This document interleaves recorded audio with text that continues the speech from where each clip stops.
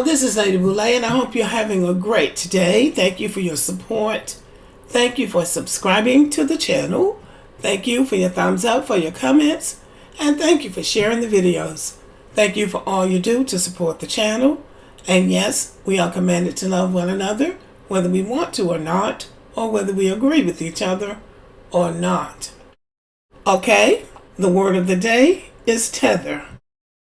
According to the Urban Dictionary, tether is a term used by members of the American Negro ethnic group, referred to later in history as colored, African American, black, FBA, ADOS, to describe African and or Caribbean immigrants who moved to America for economic opportunity using the benefits of the American Negro civil rights struggle, while simultaneously disparaging the history, legacy, and lineage of the Negro American movement. I don't know where this Negro American movement came from. It's called the Civil Rights Movement. So they're giving an example of how tether is used. I don't know why Kooky Koofy is on the news saying African Americans don't need reparations. He, she is a whole tether. Why are they even in the conversation? Why do they keep saying we? Yo, that's a whole first generation immigrant. So I don't know who wrote this definition. It sounds like maybe a black American or maybe a white person trying to sound like a black American wrote this.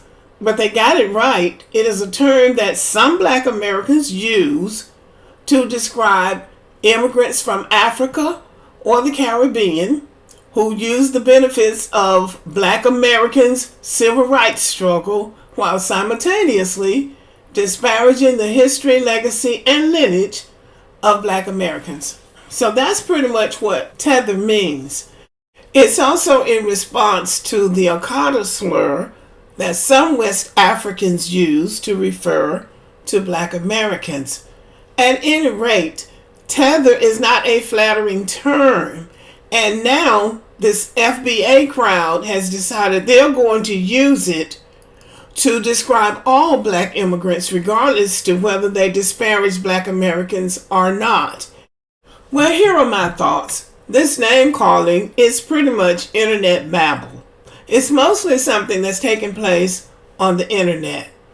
As for black Americans, I don't think it's productive to come up with all these terms, because black Americans don't owe anybody any kind of explanation about anything who come to this country.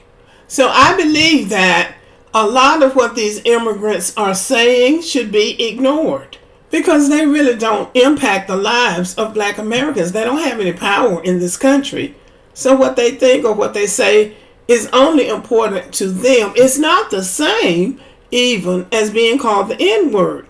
Somebody calling you an AKATA versus somebody calling you the N-word are two different things. When somebody calls you an N-word, especially a white person, there's history with that word.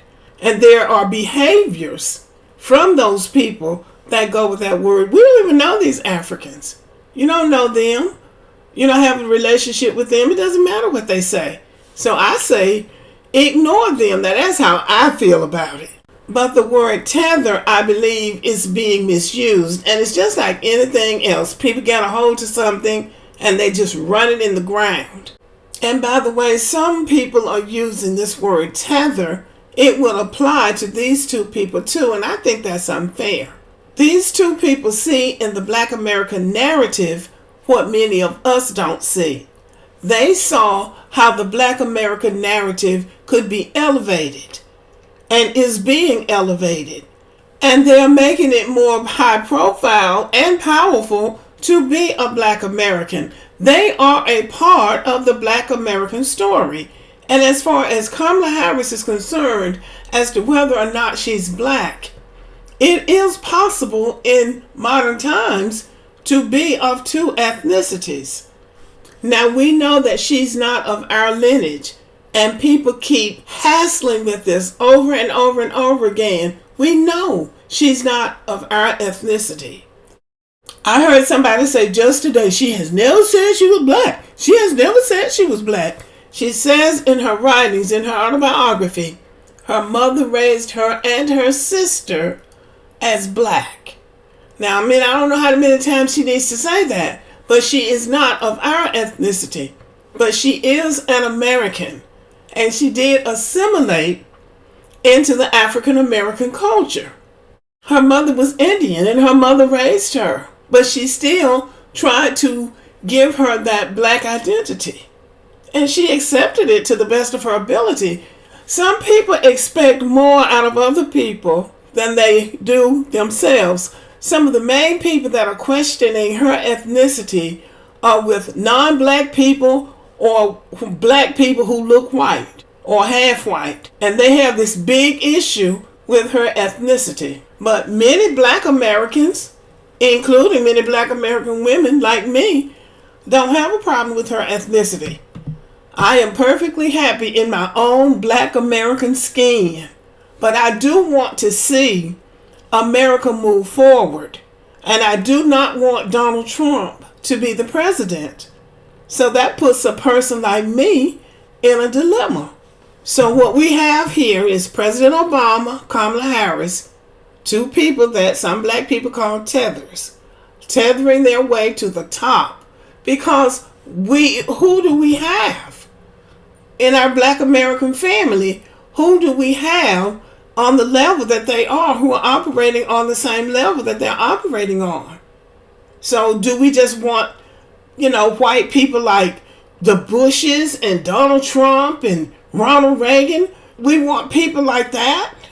I don't. I would rather see President Obama and Kamala and maybe black Americans, waiting in the wing. I'm hoping one day we will have a black American president of the United States, if that's what they want. That's what I want, but they have to want it too. Who is prepared in our group? We've had Jesse Jackson and Reverend Sharpton, and don't bring up Shirley Chisholm because she came from somewhere else too. But Reverend Jackson was really, I'm not really sure how serious he was. I think he just wanted to bring attention to some of the issues that black Americans were having, because Reverend Jackson had never been elected to any office or appointed to any kind of governmental office. He was not in the pipeline. Neither was Al Sharpton. And you had Colin Powell. The Republicans wanted Colin Powell to be the first black president. Now, he was from Jamaica, but he had also assimilated into the black American culture, but he didn't want to do it. And too many black Americans really don't want that job, because those people are telling you what to do. You got too many people in your ears. But Colin Powell didn't want it, and there are probably other black Americans who haven't wanted it. You have to want it. President Obama didn't do any military service. Neither has Kamala. But they're highly educated. They're in the government. And they saw an opportunity and they took it. But they have been humiliated. They're trying to dig up everything they can about Kamala now to make her look bad as a woman and as a black woman. Because just the other day they said, well, if she's going to be black, then we're just going to say that she can't be the president because she's descendant of slaves, knowing full well she's not. But that's just a way of trying to dig at her and drag her down. And I would rather see them, black people or black identified people who are not of our ethnicity, try to move the ball forward than to see these all stuffy people who don't ever want to see change in America. So I believe that it would be helpful if black Americans could take another look at people like this. Calling everybody a tether is just not fair. It's just not.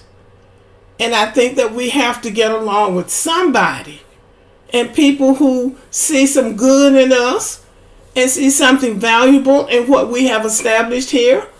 I think that's a compliment to us. That is how I feel about it. And I would like to know how some of you feel about it, because I'm still learning and I'm still trying to open my mind to the best of what's good in America, what's good in Black America, and who we can get along with, because we have to be able to get along with somebody. We can't just stay on an island to ourselves calling people names. That's just not productive. But again, let me know what you think about this. Thank you for listening, and have a good day.